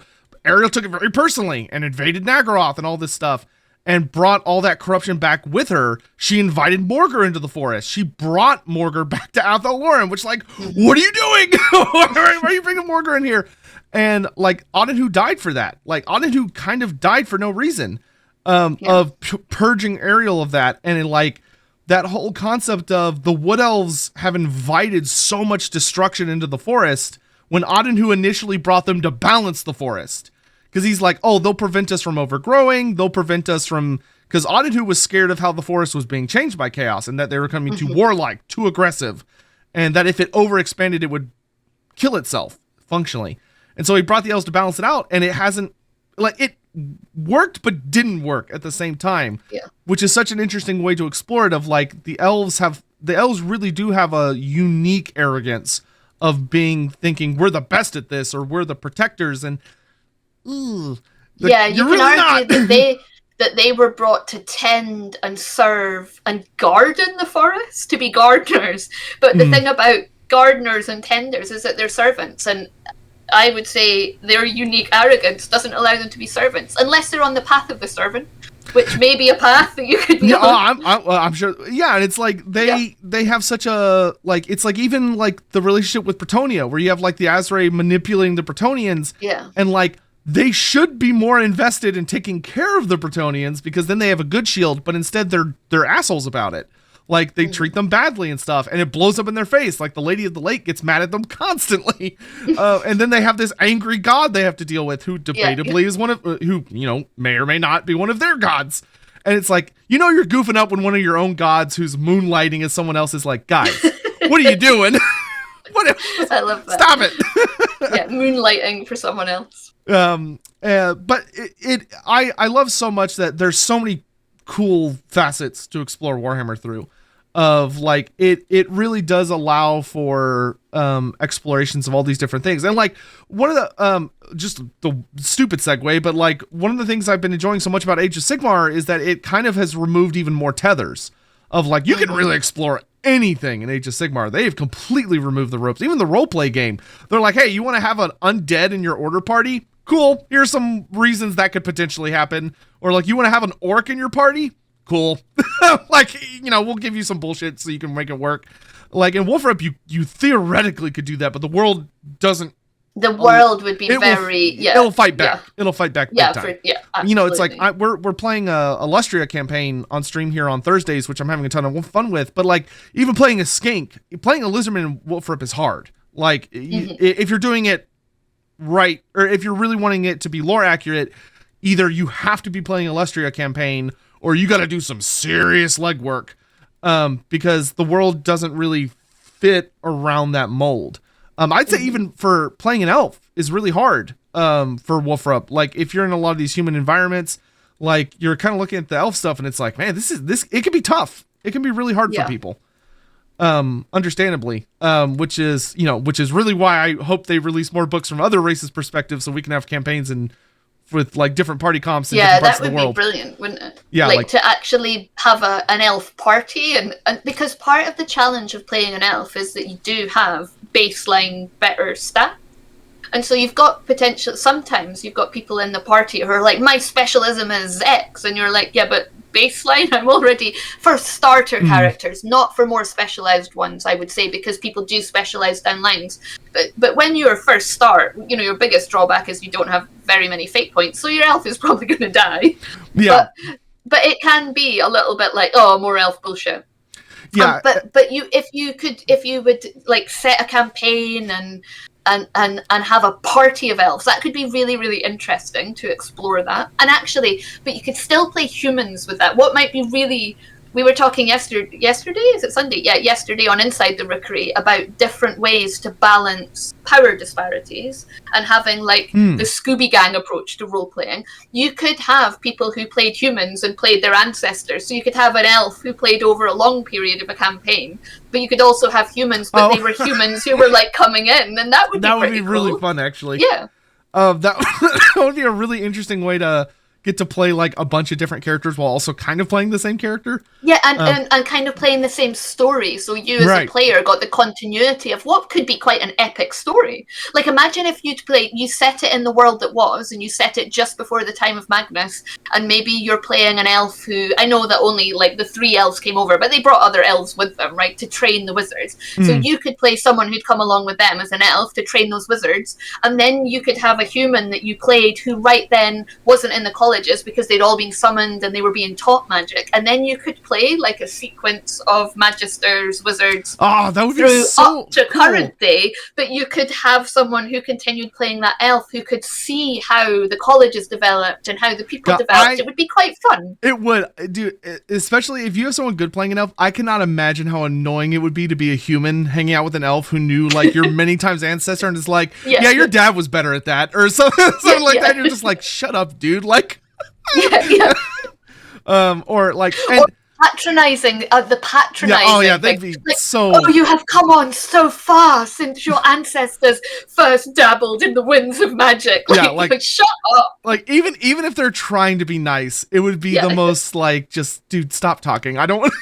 Yeah. I love that, and that would allow for so many interesting explorations too. Of like one of my favorite books about a dwarf is I forget what the name of the book is, but it's about Barrington Stoneheart, the king of Zuthbar, and it has this really poignant scene where he meets a human who like really surprises him because the human commits patricide to get rid of kills his dad, who was planning on hurting the dwarves.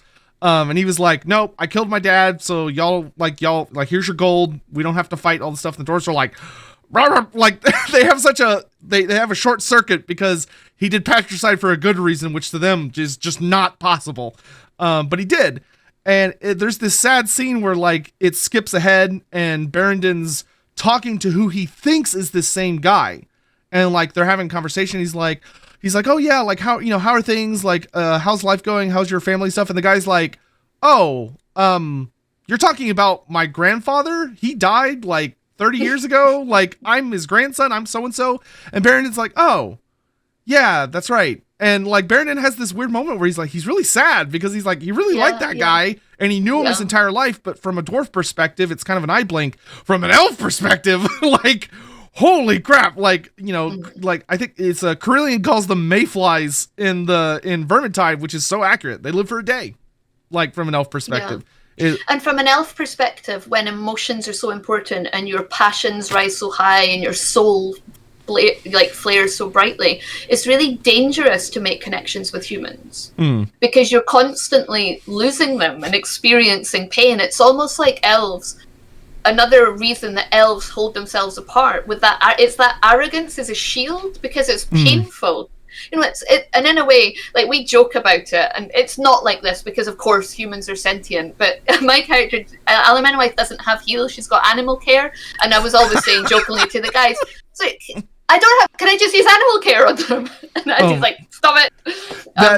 Oh my god, yes.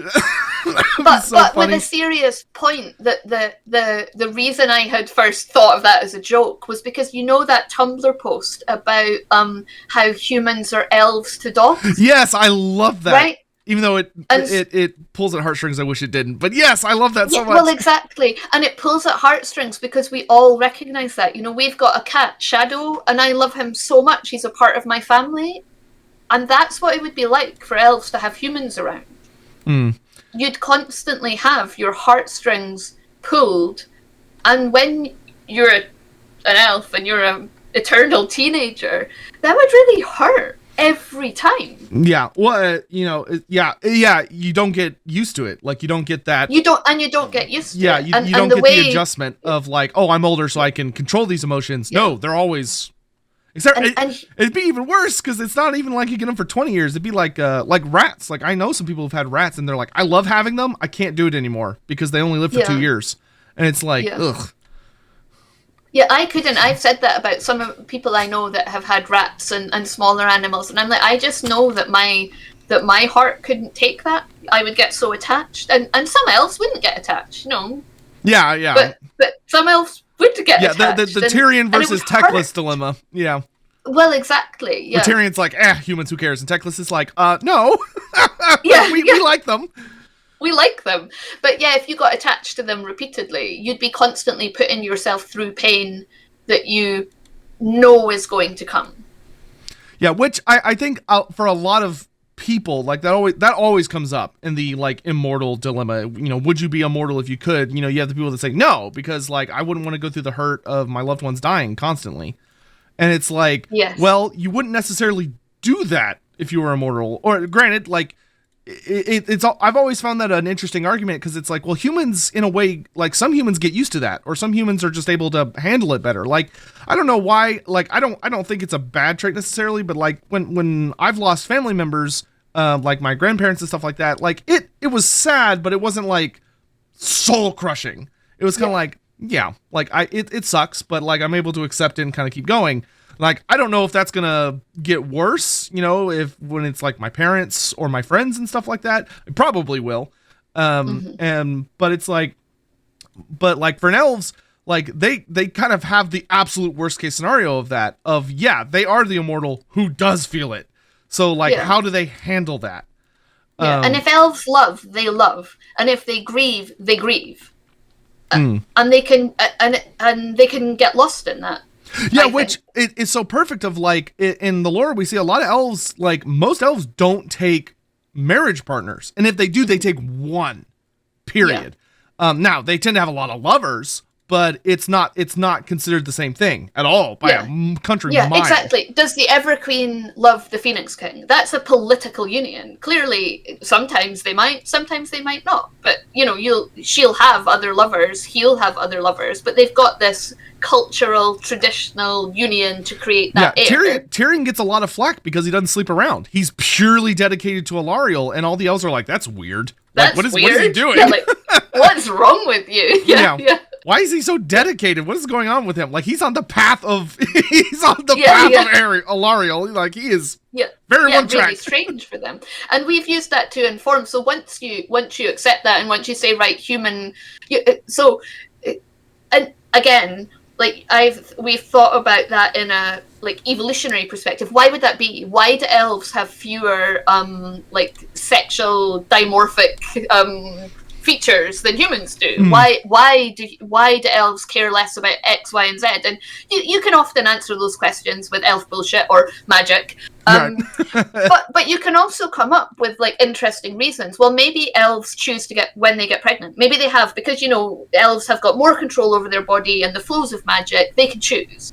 And so therefore, amongst humans, the course of your bloodline and whether you've reproduced and the DNA push and the evolutionary hormones and therefore emotions that creates are then cut out of the agenda. They're just cut. So of course Tyrion could sleep around, because it doesn't have the same weight as it would in a human society, and the fact that he doesn't is actually what makes him really unusual. Like, his monogamy is a feature that is weird about him. Yeah, that and that, there's got to be something. It's one of those things I always wish kids, like, I love that they talked about dwarves and they were like, yeah, dwarves, like, they tend to take this long to have kids. There's 1 in 7. Halflings, we know a lot about halfling reproduction. Elves, they're just like, nope, we're not, like, because I always love the eternal question of how are the elves a dying race, and yet the dark elves are unleashing like these titanic hordes on Ulthuan, where like thousands and thousands die on both sides, and yet they're both still going.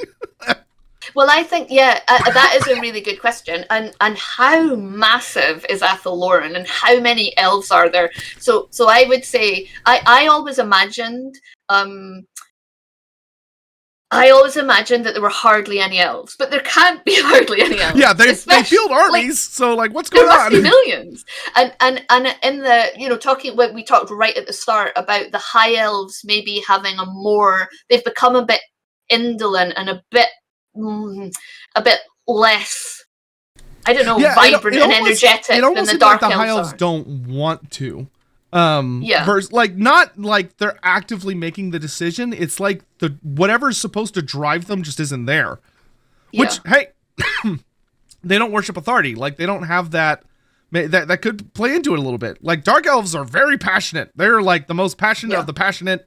They are all in on that, and they seem to have, like, they talk about having tons of kids a lot. Like, whenever we see dark elves pop up in Black Library books, they have tons of siblings. Like there's like family Yeah, oh, dynamics and all absolutely. this stuff. Whereas high elves, you have one. You have one kid per Yeah. family traditionally.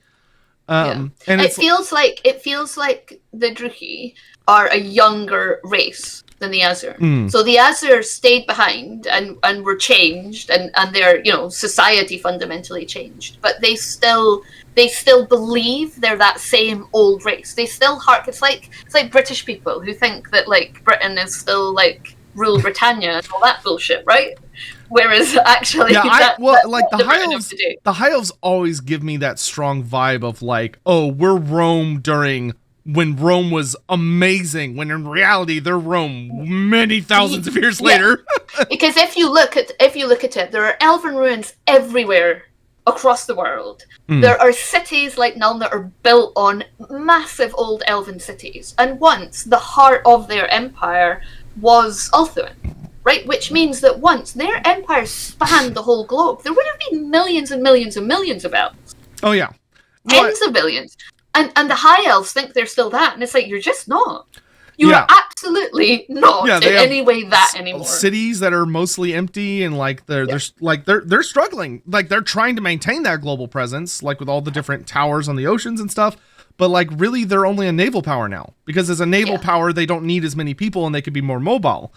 Whereas it's like Athel-Loren gets to cheat, because at least like in Athel-Loren we know that like the forest keeps them at a specific number through weird forest magic.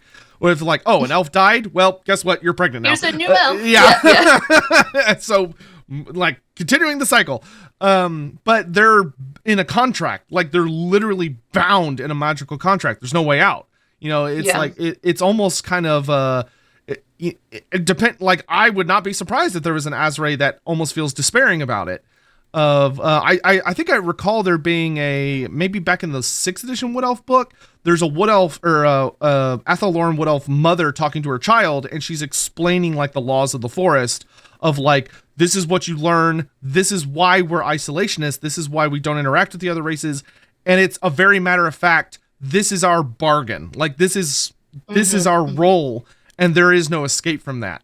Which is like kind of scary in a lot of ways. It's the price they paid for survival. Yeah. They paid a price to survive, and they chose. Maybe they didn't realize what the full impact would be over the long term, but that's it. It's done now. Whereas I think the Dark Elves, like I think Malekith still has that absolute drive to conquer, to take back what was his, to rule, and so when the elves were young, when they were a younger race. They must have been massively populous to have spread over the world, to have massive, huge cities that are now, the foundations of most of the major cities across the world. Yeah, which Talea, means Estalia, Bretonia, the Empire, they're all over the place.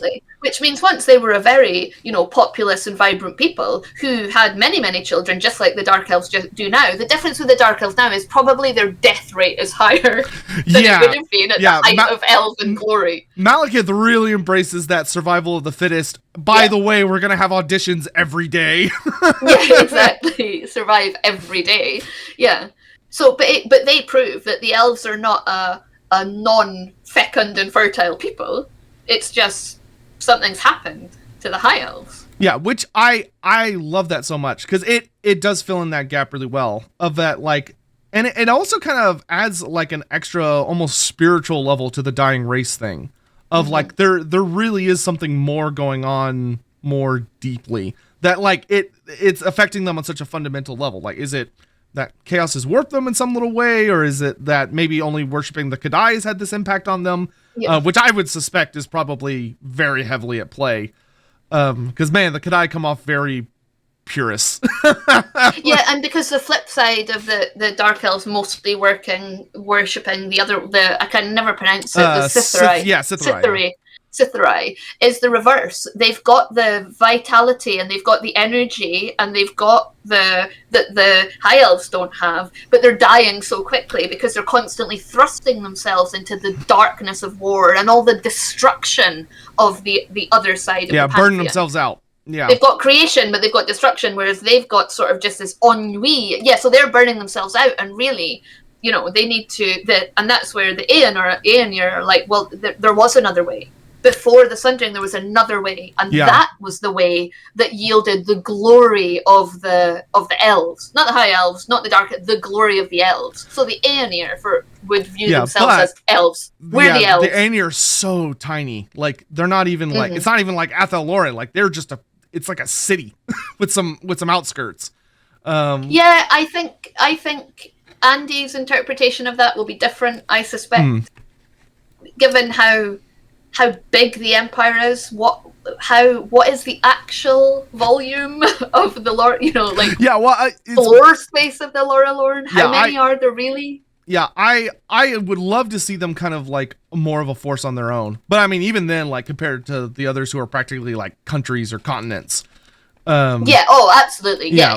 They are just a small part of a bigger. But I love the idea that like they're struggling so hard to figure it out, especially because like they're in a very vulnerable position compared to the other three. They don't have an ocean or mountains or a magical like Lorelorn's got some magic to it, but it's not nearly as like sentient or crazy as Athel Loren is. Like they're far more vulnerable to outside predations than the others.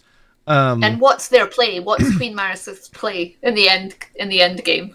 Yeah, I was so happy to see Lorelorn return because there's so many interesting like I feel like there's so much more of an interesting dynamic to be told, especially with like the rise of Kazrak the One-Eye of like he's a big threat in that area. Granted, he has that huge hate boner. Like him and Boris like just kiss already. Like they have such a massive hate boners for each other. It's like, but Lorelorn would almost certainly play into that of like, what are they doing about that? There's the biggest, scariest beast lord since Gothor rising up, and they're like, this guy's a problem. Like he's bringing all these beastmen into the area, and they are ready to fight. But oh my gosh, we've been going for almost 2 hours. Which is a super long time. If there's anything else you had, I don't want to keep you any hostage any longer. But this has been super fun. I've been having an absolute blast with the conversation. Yeah, no, thank you so much for like. I love to geek. So you were like, oh, it's your Sunday, and I'm like, no, like usually Andy and I would be talking about this on a Sunday anyway, so I might as well do it with someone else on the internet. So yeah, it was an absolute pleasure, and thank you so much for inviting me. I think the last thing I would say about the Aenir and what the Aenir are up to is that because there's such a political part of the elves, I would say the way we're going to interpret them is almost everything you read in the lore is someone else's perspective. And the fascinating thing about them is that unlike Athel Loren, who really don't care about the Empire and what happened in the Empire, and unlike the High Elves, who'll like dip in and out every few, 100 years, the Aenir have been there since the time of Sigmar, and they saw what happened. And they've seen the Empire grow. And so some of the things that for humans are like lost in the mists of time, they might actually hold the secrets that of the truth of who was Sigmar, what did he do? They played such a big role. I mean, like I loved in their role they played in the Skaven invasion back during the Black Plague stuff, which humanity has completely forgotten about. Yeah, exactly. Which, like, I'm sure everybody else is like, how? It hasn't even been that long. How'd you guys already forget? Yeah. But yeah, that is fantastic. All right, so so the other thing I would say is if you've enjoyed this chat, like come and join Inside the Rookery, where we stream like every Saturday night with like guests from all over the TTRPG, the video game industry, loads of authors. We've had people like Gareth L. Powell on recently, Gar Hanrahan, Andy Hall's been on it. So yeah, do check that out. Check out the Patreon, check out our Discord community, which is where we gather and ask all the pre-questions and just generally chat about all the geeky nerdy stuff we love. Yes, and it's a very vibrant and awesome community. I'm in there lurking all the time. Which all those links will be somewhere. Brilliant. Thank you. Around here, like pin comment and stuff for those on YouTube or whatever. And I'll also make sure if you haven't, check out Lawhammer on YouTube as well. And the Wolfrip series, so you can see a lot of the stuff we've talked about kind of come to light. There's a couple things that were still secret, so those will be revealed with time. So it should be super fun and exciting. And that's pretty much it. So thank you all so much for watching. And Lindsay, thank you so much for coming by. Really, really appreciated having you on. This was a ton of fun. Thank you so much. I've had a great time. Thanks everyone for watching. Yeah, thank y'all for watching. See y'all next time. And I'm not going to bother with a raid because I'd have to figure that, I'd have to do stuff. Whatever. I'll be back later. I'll see you guys later. Bye. Bye.